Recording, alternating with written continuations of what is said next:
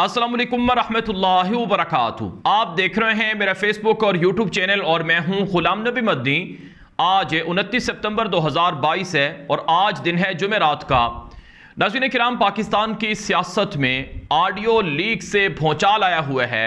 आप जानते हैं शहबाज शरीफ की, मरियम नवाज की और नून लीग के दीगर लोगों की ऑडियोज़ लीक हुई थी और ये ऑडियोज़ 8 या 10 के करीब थी जो लीक हुई हैं।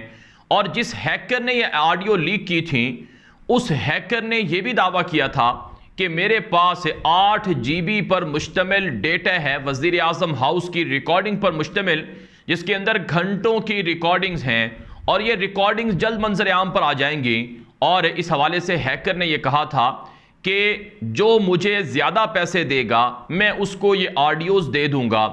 नाज़रीन किराम, इस हैकर के हवाले से अब जो ताज़ा डेवलपमेंट और मालूमात सामने आई हैं वो ये हैं कि इस हैकर ने जिस फोरम पर अपना अकाउंट बनाया था उस फोरम पर इस हैकर का अकाउंट गैर फ़ाल हो गया है और हैकर पिछले 2 दिनों से गायब है। और हैकर के साथ जो हैकर का जो थ्रेड था वो भी वहाँ से ख़त्म कर दिया गया है। इस हवाले से कुछ लोगों ने जो इस तरह के मामलात पर नज़र रखते हैं, जो एक्सपर्ट्स हैं, उन्होंने दावा किया है कि इस हैकर के अकाउंट्स को ख़त्म करवाया गया है और उसे उस फोरम से डिलीट करवाया गया है। अब मुख्तलिफ राय सामने आ रही हैं कि क्या हैकर को उसकी जो पसंद के पैसे हैं वो मिल गए हैं।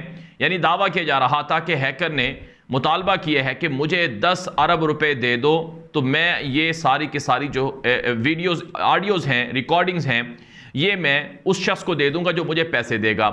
इस हवाले से कहा जा रहा है कि इस हैकर को मुबैना तौर पर 10 अरब रुपए कहीं से मिल गए हैं, जिसकी वजह से मुमकिन है कि हैकर ने अपना अकाउंट ही गैर फाल कर दिया हो और हैकर के जो थ्रेड्स हैं वो भी डिलीट कर दिए गए हों। फिर नाज़रीन किराम, दूसरी राय ये भी है कि जिस हुकूमत की, यानी शहबाज शरीफ की हुकूमत की जो ऑडियोज़ वगैरह रिकॉर्डिंग्स जो मौजूद थी हैकर के पास, मुमकिन है शहबाज शरीफ की हुकूमत ने किसी तरह से अप्रोच करके हैकर तक ये जो डेटा है इसे वहाँ से ख़त्म करवा दिया हो, यानी पैसे ना दिए गए हों। तो बहरहाल नाज़रीन किराम, इस वक्त जो रिपोर्ट्स है वो यही हैं कि जिस हैकर ने शहबाज शरीफ की, मरियम नवाज़ की ऑडियोज़ लीक की थी उस हैकर का अब कोई अता पता नहीं है। उसके नाम से एक जाली अकाउंट बनाया गया है जिसमें इमरान खान को बदनाम करने के लिए थ्रेड किए जा रहे हैं और बातें की जा रही हैं कि इमरान खान की वीडियोस भी जल्द सामने आने वाली हैं, लेकिन वो फेक है। वो हैकर जिसने अगस्त को ये अकाउंट बनाया था उस फोरम पर और जिसने सबसे पहले ये ऑडियोज़ लीक की थी, उस हैकर के अकाउंट के हवाले से कहा जा रहा है कि वो गैर फाल हो गया है। अब ये तो एक दो राय हैं जो सामने आई हैं। तीसरी राय भी है। तीसरी राय ये है कि इस हैकर के ज़रिए से शहबाज शरीफ की ही हुकूमत ने, यानी नज़र वो हैकर आ रहा था लेकिन हैकर के पीछे शहबाज शरीफ की हुकूमत थी और उस शहबाज शरीफ की हुकूमत ने हैकर के ज़रिए से कुछ अपने ख़िलाफ़ मवाद लीक करवाया, यानी अपना मवाद खुद ही हैकर बनकर लीक किया और फिर जवाज़ देने के लिए कि जिस तरह से हमारी ऑडियोज़ लीक हुई हैं ऐसे ही इमरान खान की भी ऑडियोज़ लीक हुई हैं।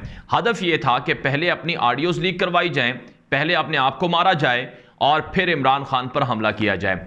चुनाचे ये पूरा, यानी जो इस वक्त जो शहबाज शरीफ की हुकूमत है, ये जो हैकर के रूप में जो ऑडियोज़ लीक हुई हैं, मुमकिन है मुबैना तौर पर यह भी एक राय है कि ये इन्होंने खुद करवाई हों ताकि फिर इमरान खान की जो ऑडियो लीक हुई है उस पर इनको जवाज़ मिल जाए कि देखें जिस तरह से हमारी ऑडियोज़ हैकर ने लीक की हैं ऐसे इमरान खान की भी की हैं, लेकिन जो हमारी ऑडियोज़ हैं उनमें जो मवाद है वो ज़रा हल्का है, यानी उससे उनको नुकसान कुछ नहीं होने वाला है शहबाज शरीफ वगैरह को, लेकिन जो ऑडियोज़ इमरान खान की लीक करवाई गई हैं उनसे इमरान खान को फंसाने का मंसूबा है।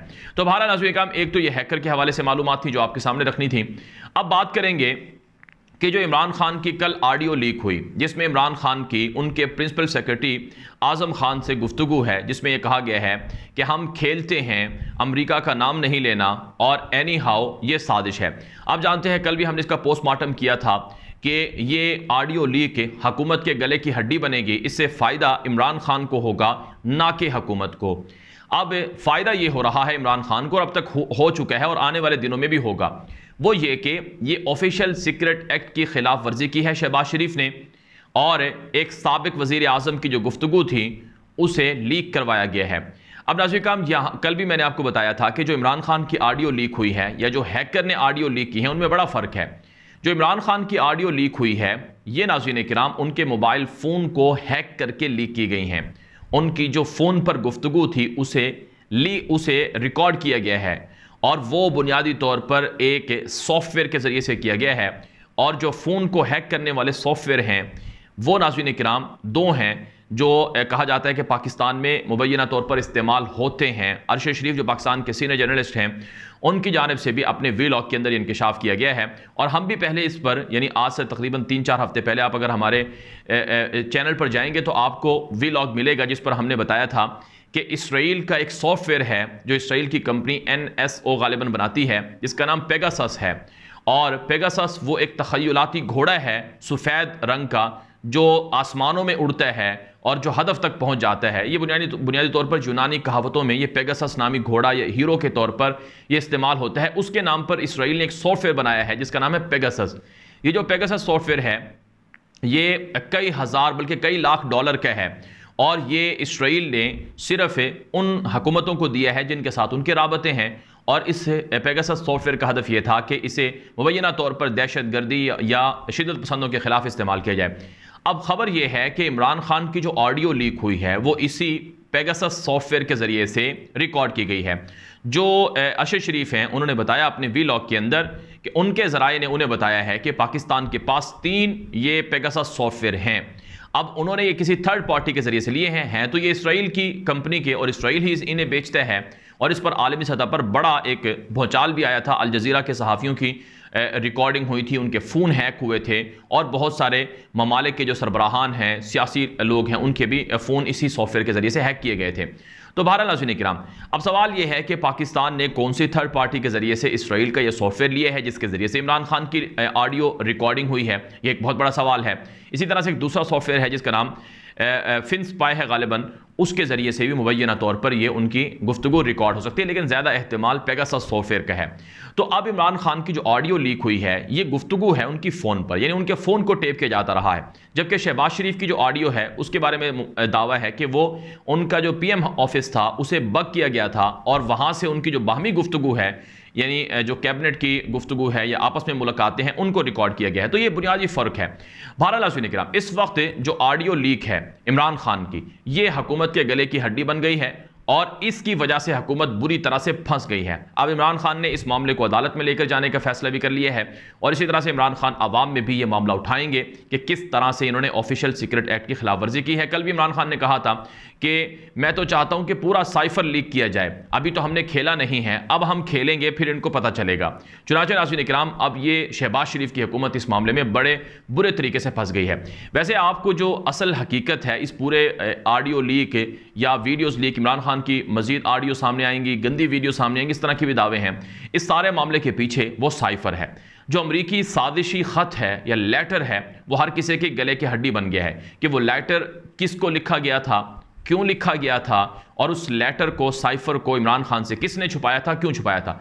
अब रात मोहम्मद मालिक ने अपने प्रोग्राम के अंदर यह दावा किया है कि इस तरह के लेटर यानी साइफर पहले भी आए थे जो कि इमरान खान को आर्मी चीफ यानी जो पाकिस्तान के आर्मी चीफ है उनके ज़रिए से दिखाए गए थे। और मोहम्मद मालिक ने अपने प्रोग्राम में यह भी दावा किया है कि 11 मार्च को इमरान खान को यही डोनाल्ड लू वाला जो साइफर है ये आर्मी चीफ ही ने दिखाया था। अब ये बहुत बड़ा दावा है और इस दावे में एक तरह से जालसाजी भी है। अब मोहम्मद मालिक कहते हैं कि मेरे ज़राए ने ये कहा है। जालसाजी इस तरह से है कि इमरान खान ये कहते हैं कि ये साइफर जो अदम एतमाद की तहरीक है उससे पहले भेजा गया था और अदम एतमाद की तहरीक गालिबन 7 मार्च को आई है तो उससे पहले यह साइफर भेजा गया था। और जो मोहम्मद मालिक हैं वो ये कहते हैं कि 11 को यानी 11 मार्च को ये साइफर इमरान खान को आर्मी चीफ ने गालिबन कामरा बेस पर जब कुछ तैयारे थे उनकी शमूलियत थी तो उस मौके पर दिखाए थे। तो इसका मतलब ये है कि अदम एतमाद की तहरीक से साइफर को ना जोड़ा जाए। तो एक तो ये मुबैना तौर पर जालसाजी, दूसरा ये बहुत बड़ा दावा है कि इस तरह का साइफर पहले भी इमरान खान की शिकायतें वो भी आर्मी चीफ को लगाई जाती रहीं। ये बहुत बड़ी एक कॉन्स्पिरेसी है और इस पर बहुत सी जो चीज़ें हैं वो सामने आएंगी। और फिर नाज़रीन किराम कुछ लोग ये भी दावा कर रहे हैं मुस्लिम लीग नून के लोग कि इस तरह के साइफर तो आते रहते हैं, हज़ारों साइफर हैं, ये है वो है, ये कोई मामूली बात है। इसको इमरान खान ने अपनी पॉलिटिकल एक तरह से इसे इस्तेमाल करने का फैसला किया, जिसका मतलब यह है कि इमरान खान पाकिस्तान के अगेंस्ट हैं। नाज़रीन किराम, तुर्की के सदर तैयब एर्दोगान आप जानते हैं 23-24 सालों से सदर हैं तुर्की के। उनके बारे में जर्मनी के कोई सफ़ीर ने कोई गुफ्तगू की या यूरोप के किसी सफ़ीर ने कोई गुफ्तगू की तो उस पर तुर्की उन मुल्कों के सफ़ीरों को तलब करके जर्मनी की हुकूमत से एहतजाज भी करता है, डिमार्च भी करता है और वार्निंग भी देता है। ये एक मामूली सी मिसाल दे रहा हूँ। इसी तरह से तुर्की के अंदर एक शख्स पर कोई केस चल रहा था अदालत के अंदर। उस केस पर यूरोपीय यूनियन के कुछ सफ़ीरों ने कमेंट किए, जिस पर तुर्की की हुकूमत ने ऑफिशियली उनको तलब किया और उनको वार्निंग दी कि हमारे मुल्क के अंदर एक शहरी पर केस चल रहा है, मुकदमा चल रहा है, इस पर आप यूरोपीय मुल्कों के सफ़ीरों ने क्यों कमेंट किया है? या तो अपने मुल्क चले जाओ, आपको नापसंदीदा करार देकर हम यहाँ से निकालने लगे हैं, या अपने अल्फाज वापस लो। नाज़रीन किराम, जो गैरतमंद कौमें होती हैं वो अपनी इज्जत पर कोई समझौता नहीं करती हैं, कोई कंप्रोमाइज़ नहीं करती हैं। हाँ, जो ढीठ होते हैं, जो ग़ुलाम होते हैं, जो बेगैरत होते हैं, उनके लिए ये मामूली बात है। उनकी इज्जतें भी कोई लूट ले तो उनके लिए कोई बुरी बात नहीं, उनके लोगों को भी कोई मार दे कोई बुरी बात नहीं। तो आज जो लोग ये कह रहे हैं कि इस तरह के साइफर आते रहते हैं, दरअसल ये लोग बेगैरत हैं, इनके अंदर गैरत नहीं है, ये इन लोगों की कोई इज्जत नहीं है। ये चाहते हैं कि हम अमेरिका के सामने लेट जाएं, अमेरिका हमारे ऊपर चढ़ जाए, कोई मसला नहीं है। और यही वो लोग हैं जिन्होंने मुशर्रफ के ज़माने में पाकिस्तान को लहूलुहान किया, अफगानिस्तान की जंग में शामिल होकर लेट कर और पाकिस्तान के 80,000 लोगों का नुकसान किया। तो जो कौमें गैरतमंद होती हैं, जो शख्स गैरतमंद होता है, वो किसी भी दुश्मन की डिक्टेशन कबूल नहीं करता है। हम अमेरिका से ताल्लुकात ख़राब करना नहीं चाहते हैं, लेकिन ये मतलब नहीं कि अमेरिका हमारे ऊपर बंदूकें रखकर हमें डराए धमकाए कि जैसा मैं कहूँगा वैसा तुमने करना है। तो भारत नाज़रीन, ये साइफर उन साइफरों की तरह नहीं है, उन खतूत की तरह नहीं है जिस तरह के दावा किया जा रहा है कि इस तरह के आते रहते हैं। तो ऐसे लोग वो हैं जो दरअसल बेगैरत हैं, और ये जो साइफर है ये इनकी गली की हड्डी बना है। जो साजिशी गद्दार हैं, यकीनन उनको सज़ा मिलेगी और इसकी तहकीकात होंगी, और ये फ़ायदा इमरान खान को मिल रहा है। ये वीडियो आम कर दें। मज़ीद खबरों के लिए आप हमारा यूट्यूब चैनल गुलाम नबी मदनी लाज़मी फॉलो कर लें। अब तक के लिए इतना ही इजाज़त दीजिए। अस्सलाम वालेकुम रहमतुल्लाहि व बरकातुहू।